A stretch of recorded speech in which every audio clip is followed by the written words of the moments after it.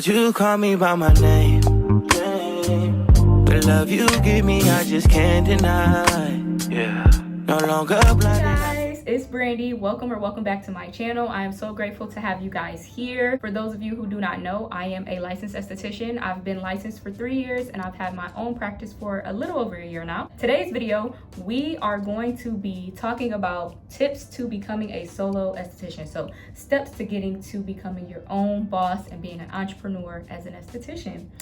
Bear with me. I will be reading some notes from my phone. I'm going to try to, get straight to the point, but make sure it's informative and easy to understand. Tip number 1, I would definitely recommend understanding why you want to become an esthetician. First and foremost, what is your passion and your reasoning behind it, and what kind of esthetician you want to be. Number 2, create a business name and plan. With this means picking your services and your pricing. Another thing, looking at the area where you would want to run your business, and make sure you pay attention to the competition to figure out their prices so that you have your specialty and pricing that works for your company. Find your target audience. You'll definitely find your target audience once you figure out the services and the pricing you're going to give for those services and what exactly you want to offer to your clients. That is going to help you to find your target audience, because I would say I did that in the beginning of starting my business, but I think the more I service people with having that business plan helped me to really find my ideal clients. Number 3, I would register your business name. Make sure it's available and not being used already, and register it legally. So before you start doing anything online, I definitely recommend creating a business email. That's what I did. I created a business email with my business name. It changed the game because eventually I plan on getting verified on Google. Currently in the process of that. So I would definitely recommend creating a business email. Number 4 would be register your business LLC on the Secretary of State, and make sure that you renew it yearly depending on the state you live in. Where I live in Toledo, Ohio, we don't have to renew our LLCs, but it may be different for where you live. So I would make sure to double check on that. Tip number 5. So after the LLC, I would definitely recommend creating an EIN, or what you call a tax ID. This is how the IRS is going to track your business financially. So I recommend it 100%. And also some people use their EIN to get houses, cars, apartments, but I definitely recommend getting that. It's like a social security number for your business.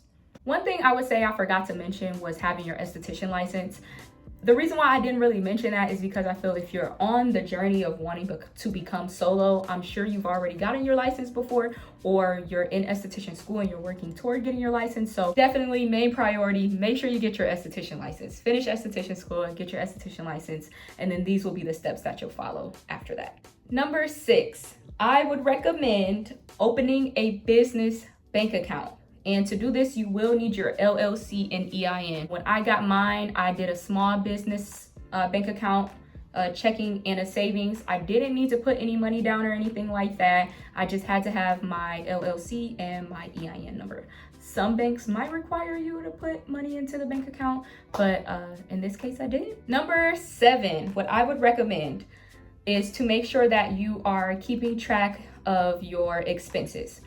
I do mine by myself because I have a booking system called Gloss Genius where I keep track of my inventory, my expenses. So all of my deductions, I keep everything on there, and then they send me the reports when I need them and want them.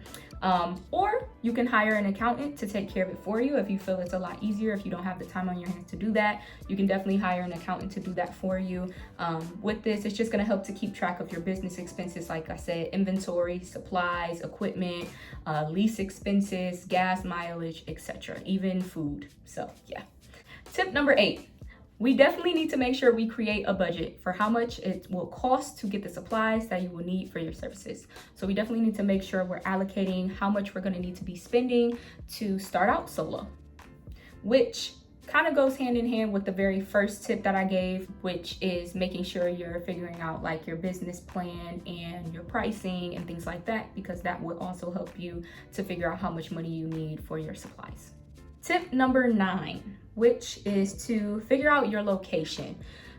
Figure out if you want to do booth rental or if you want a storefront option, if you want to do a suite. This is totally up to you upon your choice. It kind of goes hand in hand again. I believe that was my very first tip or my second tip, which was, finding your target audience, finding, what area you're going to be at and the competition and things like that. That's going to go hand in hand with what route you want to go. I started off doing independent contracting before I went solo, and then when I went solo, I did the booth rental option twice before I went into having my own suite. So totally up to you what works best for you and what's in your budget. Make sure though, whichever route you do decide to go, that you have running water and that it's nearby and it's close to you, and really think about where you want to work. Do not compromise and just settle for anything because you're wanting to start out, because in the end you will not be happy. Coming from personal experience, I had to go through 2 different locations to really find where I feel is my space, and sometimes that's part of your journey. You know, some stuff you go through to learn from it, but coming from me, if I can give you that advice, take your time. Don't feel like you have to rush. Be patient and trust the process in finding your space. Tip number 10. So now you have your business plan going, you got the LLC, you got the business bank account, you found the place where you want to work and what option you're going to choose. Now it's time to sign up for professional skincare. You want to make sure you also make a professional account with these professional skincare lines. I currently use Image Skincare, but there's also lines like Skin Script, Glymed Plus, Dermalogica, Circadia, Star Pill. I think I'm saying this right, Estimax. That has like the hydrogel mask, but they have other like products too, Eminence. So I would definitely check those out, figure out what will work best for your company and what you feel will work best for your clients. Tip number 11. Figure out what booking app you want to use. I currently use Gloss Genius. I love it. It's user-friendly. It's so easy to use. I would recommend it. I would 100% recommend it. But there's also Square, Acuity, Booksy. I've heard of Vagaro. So there's some different ones you can use for booking. Tip number 12. Create a Google Voice business line to separate phone calls and texts from your personal line. I don't have a Google Voice line. I went with the option to just get another phone and have a different phone line. But the Google Voice works as well. If you don't want to spend money on paying for a line, you can just get like a free number so that your clients only, text you and call you from that line, and then you have your personal for when you're off of work and things of that nature. I definitely recommend keeping your business separate from your personal. It's also going to just help you to better organize, and also it's easier for you to communicate and speak with your clients. Tip number 13. Create a marketing plan and execute it. Posting on social media platforms will be like literally amazing for you. I've noticed how much I've gained clientele from just like posting small videos on TikTok, Instagram, even Snapchat sometimes, posting on Facebook. I just got back on Facebook. Facebook and Instagram are really great as well because they also have like ads and stuff on there that you can use if you're into doing that. And I definitely recommend with that, make some business cards. Whether you're someone that would prefer to have a virtual business card or an actual physical one, I definitely recommend it. I just got into this space back in October, and I already see a difference from passing out business cards because there's other people here that run their own businesses, and there's people who come and get their hair done and they're, wanting to get a facial, and they know that I'm an esthetician here, and just me giving them that business card physically in their hand, they have that with them always. So whenever they're ready, they can call me, or they can, go onto my booking website and book an appointment. And I've been seeing new clientele come because of it. So it definitely works. It's a great strategy. Tip number 14. Contact State Board for inspection. If you are running your business inside of another business, they will take care of that. Make sure that you are, with a better term to use, which is complying with state boards, regulations, and protocols. And just follow all those protocols and just stay ready at all times. Like, you gotta be ready. You gotta stay ready.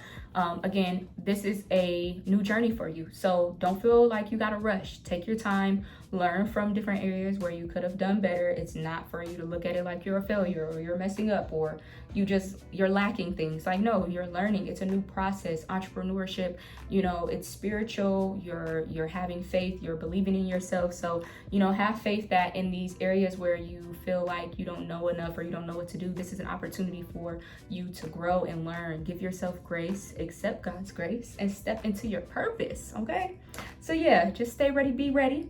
And the last tip I have would be to get esthetician insurance. But those are all the tips I have for you guys. If you guys have any questions, want me to dive a little bit more in some of the stuff that I talked about, please let me know in the comments. In the comments, let me know some other videos you guys want to see or hear from me. I look forward to seeing those comments, and I love you guys so much. Have a wonderful, blessed day, and I'll see you guys in the next video. Bye, babies.